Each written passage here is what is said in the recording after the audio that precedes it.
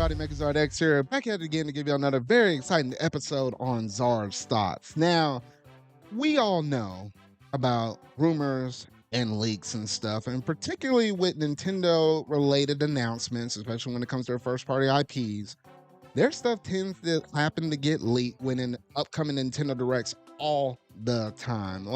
There's always something that feels like there's always happening to be leaked. And it always seems like somebody has that one uncle that works at Nintendo that happens to be kind of spilling out the beans everywhere in terms of, what could be potentially out on that distant horizon, though. However, we did manage to get a report and we managed to get an article from 404 Media based upon Google employees actually leaking out announcements from Nintendo Directs, though. But in this article that they reported on, it was based on a copy of an internal Google database which tracks 6 years worth of potential privacy and security issues. So the thousand of incidences were actually reported by the company's employees. The database covers a ton of other incidents as well, ranging from accidentally collecting children's voice data to Google Street View transcribing and storing license plate numbers and photos. Wow. And as far as Nintendo leaks are concerned, it's unclear which announcements were impacted, but the database report is based on incidents that took place between 2013 and 2018, though. So within that, roughly about, 6-ish years or so, they managed to actually, have these reports on this, though. So it kind of begs me the question is like, well, dang, was it always Google employees having access to potentially YouTube's back end and stuff in terms of like leaking out certain different information and stuff? So, for some of y'all, that might kind of beg the question was like, well, is this how most of our leakers get their information? To that, I say no. I mean, the two predominant leakers that we kind of know nowadays, or at least ones that I really trust the most, you got Pioro over here, and then you have Midori. At least with Pioro, some people almost thought he had some stuff or access to, Google's backend with YouTube, though. But he came out in a statement saying, no, that's not how he gets his information. He has like a few other different sources, though.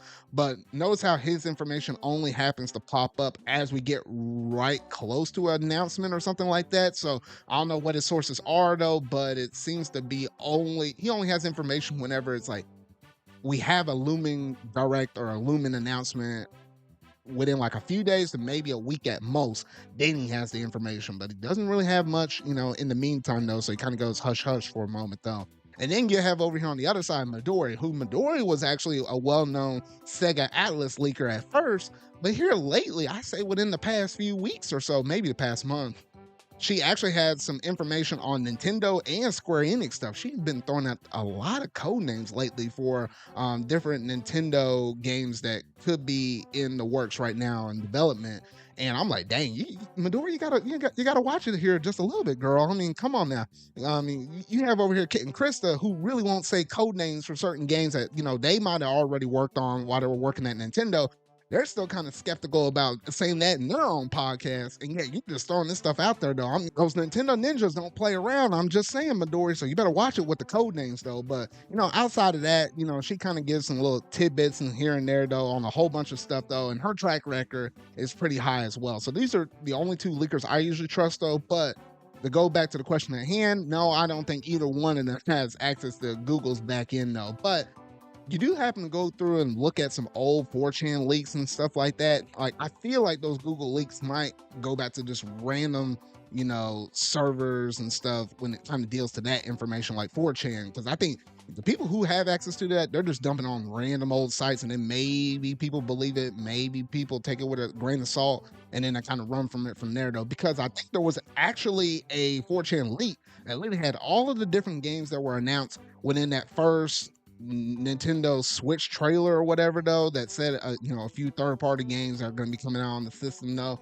And if you were to go back and look at that, yes, that was almost all 100% right. So it's like, well, dang. So I mean, it's just kind of interesting to see exactly how leaks are formed, where they come from, and stuff like that, because it's always a combination of from the people that are actually making the games. So you have people that have connections with some of the game developers behind those games, and they might leak a little bit of information, though.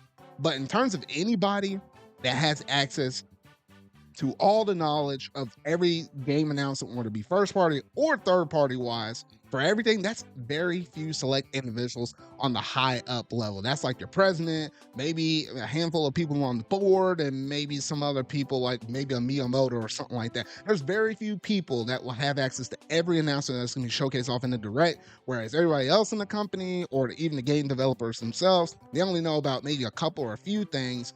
And that's about it though. So it's really hard for you to have access to every single thing.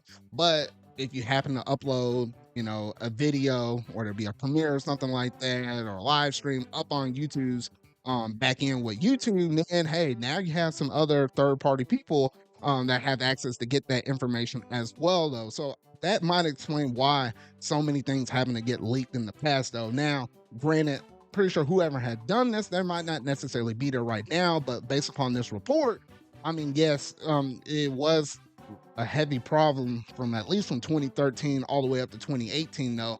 But who's to say that the current Google employees that are there right now don't have access to the same information? Yes, Google is probably going to be cracking down on this a little bit more. So it wouldn't be just with Nintendo. It'd be for anything with information in general, or even other, companies like a Sony or an Xbox or something like that, in terms of anybody that's accessing this back end, though. So it is something to kind of keep in mind, though. So yes, while we're in this high time season of the season of summer gaming, like what I like to call it now, instead of that old E3 season, though, yes, we're gonna have to take most leaks and rumors with a grain of salt, though. But there are gonna be a couple of things that happen to kind of slip behind the lines where it's actually gonna be pretty true and pretty credible, though. But y'all gotta let me know down in the comment section down below what all do you think about in terms of this recent report, in terms of Google employees actually having access to the back end and leaking a whole bunch of Nintendo related announcements for years now, though. Just let me know down in the comment section down below. But that's going to do it for today's video, though. So if you really like this, make sure you go and hit that like button, go ahead and hit that subscribe button and that bell to stay up to date on all things video game related I feel like talking about and discussing. So remember, y'all,